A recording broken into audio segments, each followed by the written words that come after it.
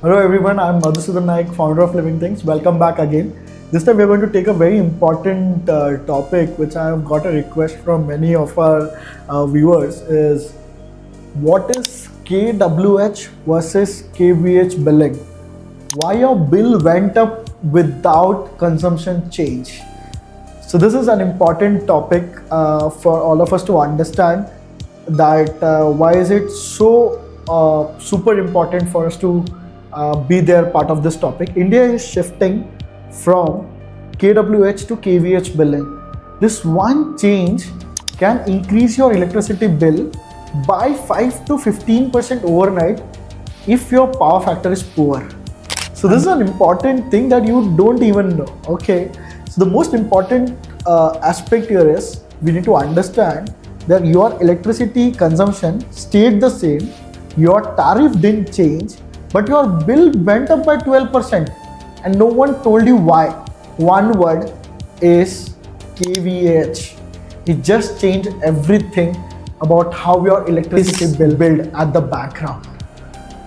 India is in the middle of a quiet transition, state by state. Discoms are shifting from kWh billing to kVh billing. Maharashtra has already done it. Several other states are following. Most businesses were never notified, or if they were, it was buried in a gazette notification that nobody reads. So 1 month your bill just went up and the admin team can't explain it. The consumption is the same. The tariff rate looks the same, but the total is higher.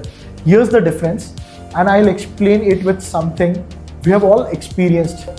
You buy a packet of chip from the store. Big packet, looks full. You open it, half of it is air, nitrogen gas to be exact. The actual chips inside may be 50 to 60% of the packet. Now imagine two billing systems for that chips packet. System 1, you pay only for the weight of the chips, the actual product, that's kWh billing. You're paying for the electricity that actually does work, runs your ACs, powers your light, keeps your servers on. System 2, you pay for the entire packet, chips plus air. The total weight, that's kVh billing. You're paying for the total electricity that flows through the grid to your building, the useful part and the reactive part that your equipment needs but doesn't convert into useful work. This we have already covered in our power factor penalty video. If your packet is all chips, no air, power factor of 1.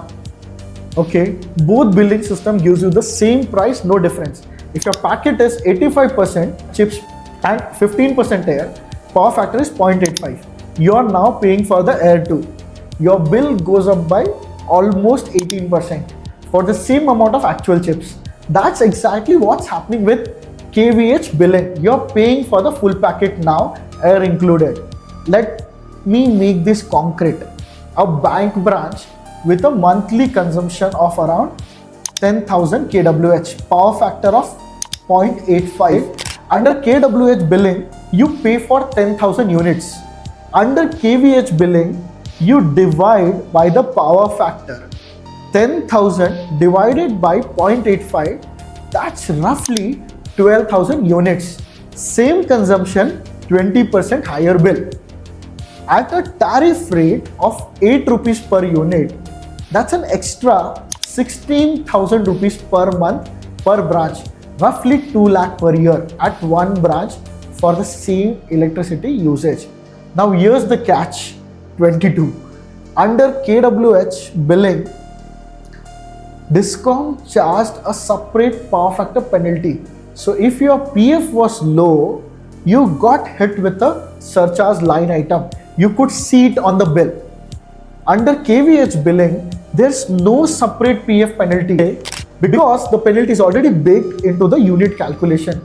You're paying for an inefficiency through higher consumption units. The penalty didn't go away. It just became invisible. Like the air in the chip packet, you can't see it on the label, but you're paying for the full weight. This is actually more transparent from a regulatory perspective, but it feels worse because the bill number is higher and there's no line item to point at. And here's what most companies miss. If your power factor is good, say 0.95 or above, kVAh billing actually benefits you, because 10,000 kWh at 0.95 power factor is only about 10,500 kVAh. That's just a 5% increase, much less than old PF surcharge you are paying separately. So good power factor companies win, poor power factor companies lose, and most companies don't even know which side they are on. Okay, let me tell you an illustration. For a retail chain with 400 stores across multiple states, this transition is massive. Stores in Maharashtra are already on kVAh. Stores in other states are still on kWh. But the transition is coming.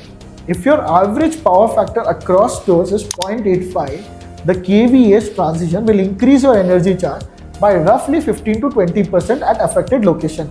On a 10 crore annual electricity spend, that's 1.5 to 2 crore additional cost. Not from using more electricity, from how it's measured. The fix: improve power factor before the transition hits your state. Install capacitors at location with PF below 0.90. That way, when kVAh kicks in, your bill still stays flat or even goes down. And remember, you need a system that can read both kWh and kVAh bills, compare them, and tell you the real cost of your power factor at every location. Because under kVAh billing, no human will spot the impact by looking the bill. kWh to kVAh is no more optional. It's regulatory. It's coming to every state. The companies that prepare now by fixing their power factor will actually benefit from the transition. The companies that don't, their bill goes up.